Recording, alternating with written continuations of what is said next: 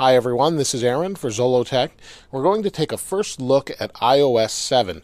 This is iOS 7 on my device. It's the beta version, and there's a couple things I can show you on this, and it's really different as far as what I can say so far. So let's turn it on here, and you can see first thing is it has live wallpapers. This is included with iOS 7. I can move it here, and it's live without me moving it. So I can move it around, and it will move based on which way I move the phone, using the different sensors inside the phone to sense which way it's moving. And you can see if I hold it still, they'll actually move. Now I can access notifications straight through here without unlocking the phone. And I can also access the camera, and we can bring up some quick settings as well, which they also call Control Center, without unlocking the phone. We'll go more into that in a second. Let's unlock the phone here. We're in text messages there, and as you can see, it looks radically different. Now, any app you've downloaded isn't going to look any different because that's their app icon. So you can see Podcast, which is actually an Apple app, looks the same. Instagram, Twitter, those things all look the same. But you can see Maps and Calendar and Photos and Camera all look dramatically different, more flat, and I dare say more Windows Phone-like as far as its flatness goes, but with some gradients instead of just straight flat colors. So you can see things do look a lot different, and what they've done as far as the operating system goes, other than just flattening everything, is give everything an overhaul. So Notification Center is different. It looks a little bit different, not hugely different, but it is different. We go to today, we have our stocks, tells you the date, any reminders you have for the next days, and then it says tomorrow you have no events scheduled for tomorrow. So that's pretty handy, and we've had that before, but you can see we have all and missed. Same thing. Now let me swipe to the right. If we slide to the left, you saw, I'm not even sure how I brought that up on this one, where you used to be able to search the iPhone. It popped up. Now the next thing is Control Center. If I slide up from the bottom, I have all of these quick options, and this is something Apple honestly should have integrated some time ago as far as quick access to your settings. So you have airplane mode, Wi-Fi, Bluetooth, do not disturb, rotation lock, screen brightness, you've got your music access, AirPlay. They even included a flashlight, a compass, a calculator, and camera, all in this quick settings, or Control Center as they call it. Now, multitasking really reminds me a lot of a mix between Windows Phone, but more so of Palm OS on the Palm Pre. If I double tap the home button just like before, you see it goes out into this card view. I can slide through, and if I want to get rid of one, I slide it off, and it closes the app. So it really reminds me quite a bit of Palm Web OS that did exactly the same thing. It's not a bad thing, but it definitely is not their idea as far as that goes. It's really pretty much the best way to handle multitasking, I think, and it was a good route for them to go, but definitely not Apple's idea when it comes to that. Let me set the phone down here, and we'll talk about some of the other features. So one of the other features they've included is iTunes Radio. If I go into Music, we have a radio option. So if I tap on radio, you can see there's Skrillex Radio, I have the 80s Dance Party, and there isn't a whole lot here, but I can create a new radio playlist. This is very similar to Pandora. If you have iTunes Match, which is about $25 a year, and I'm not going to go into what exactly it does, but it gives you ad-free access to iTunes Radio. We can add a station, we can search based on genre. Let's go into, I guess, classical. Mozart, and we can hit plus, and we'll create a radio station off that. We'll go back. You can see it's a little bit slow, and that's probably due to it being a beta. In fact, when I restored the phone, it took forever. I restored it. It actually didn't take long to load the OS. It took a long time to restore from backup. So there you can see there's the radio. If I want to play it, I just simply tap on it. We have artists here, and you can see it filled in the album art. If I tilt sideways, you get a different view as opposed to before, and it hasn't filled in all my album art yet, but you get the idea. So let me go back home, and there's some really nice animations that Apple's done that makes everything kind of flow and go smoothly together.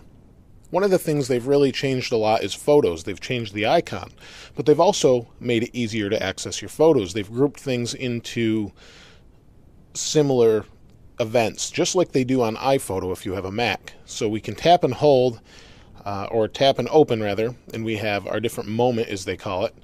And as you get more photos, if I go back here to collections, you can see we have more and more. And if I want to tap and hold, it kind of gives me a bigger view, so I can kind of scrub through these and figure out which photo I want and then tap to open it. So pretty interesting, pretty simple, and very innovative, or intuitive rather. I don't know how innovative it is, but it's definitely really handy and nice to have. Now, AirDrop is something we've had on the Mac for quite some time, and they've brought it to the iPhone. Now, if I slide up from the bottom, you can see there's AirDrop, contacts only. If I tap on that, I don't see anybody else around as far as on AirDrop, but I can share it to contacts only or everyone. So if someone else has iOS 7 and I want to send them a file, send them my contact, anything, you can just send it off that way to one or multiple people. Really handy, and it's nice that it's there. They've really changed up what the camera looks like quite a bit. If I go into camera, you can see there's photo. Let me pick it up here. There's photo. I can swipe. Let me turn it here so it, I guess it doesn't change yet, but there's photo, video photo, square, panorama, and they've actually included some filters. Oh, that wasn't on purpose, but they've actually included some filters here that we can go through. And so those are all nice that they're integrated. I'm not really crazy about filters myself, but it seems to work really well and is really functional and real simple. Works just like you would expect it to. Safari has been overhauled quite a bit. Let me open it here. And it basically makes more room for your content. So I definitely like that. You can see it's loading my site, Zollotech. And up here is the address bar. If I tap in there, I can change it. Brings up some favorites, things like that. Let's go back to Go. Now, if I start to scroll up, you'll see it shrinks. See how it shrinks up in the top there? Shrinks, gets out of the way, leaves more room for you to be able to read. On the bottom, if I want to go to another tab, I just tap on this, and I have all the different tabs that I have open. And once I get to the bottom, it will show me what's open on my iPad, what's open on my MacBook Pro, and it shows me all the different tabs that are open. So it's really convenient and simple, and then you can get a private browser if you need to there. We can bookmark, things like that. We can share it to different applications or bookmark it or whatever we want to do. Pretty simple, but really nice, and definitely makes things seem a little bit bigger as I've been using this. It's a little easier to read a few things. I can tap and zoom just like I could before, but it's a little bit different. Apple has changed up Siri quite a bit. Let me show it to you now. How far is it from here to Philadelphia, Pennsylvania? Okay, here's Philadelphia. So you can see there's Philadelphia. It didn't quite give me the information I wanted, but you can see it looks a lot different. They are going to give you voice options for male, female, and I haven't been able to find that yet in settings, but it should be there eventually. They've also got some interesting things as far as what it will do. It now integrates with Wikipedia and Bing search, strangely enough. Now, messages is a little bit different. You can see I have messages here. My brother's actually using iOS 7 right now, and you can see it's got this neat little animation. I'll just type hey. It kind of bounces into place. So it works really well, just like you'd expect, and nothing really fancy, just different colors, flatter design. If I go back here, you'll see it pops in at the top. You can go back and read it. Nothing special, but it does the job just like it did before. Another thing is weather. Now, I have Yahoo weather on here. Let me see if I can find Apple's weather. You can see it's still installing applications. And while we're at it, let me show you one thing that a lot of people have wanted that's super simple. This is the new Newsstand app icon. Tap and hold. Drag it into a folder.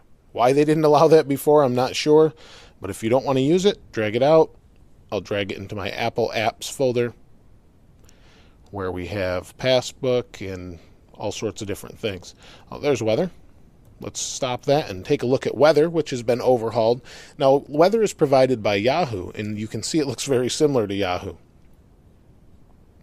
We've got very similar things here. If I tap on this, it gives me a little more information, and we can go through different areas, just like before. Nothing really crazy, but that's pretty much it as far as weather goes. There's quite a lot of different changes within the OS. I can't go into all of them, as this is an early version. Things could change, and that's basically what Apple showed during the keynote. But overall, they've changed quite a bit. Mail they did show, so I can show that a little bit. I have to put in all my passwords. I'll do that a little bit later.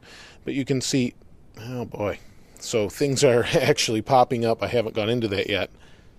Let's cancel that for now.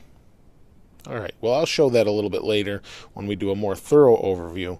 But you can see everything kind of zooms back in really nice. Calendar. Everything's really simple. They've got rid of all of the skeuomorphism. For the most part, we have a new game center. We have all sorts of new different looks to everything. Apple's radically changed the look of the OS. I'm not sure how I feel about it. I'm going to let it grow on me for a little while and see what I think. If I go into phone, you can see there's the dialer. It's a little bit different, and the color changes a little bit based on what kind of background you're using. It's just all a little bit different and a little less texture rich, and I'm not sure honestly how I feel about that. I'm curious what you have to say. It does remind me a lot of Windows Phone 7, but with a little more gradient and texture, but not a whole lot really. I'm curious to hear what you have to say about the OS and what you think about Apple's new redesign direction. Please place those in the comments below. If you haven't subscribed already, please subscribe. As always, thanks for watching. This is Aaron. I'll see you next time.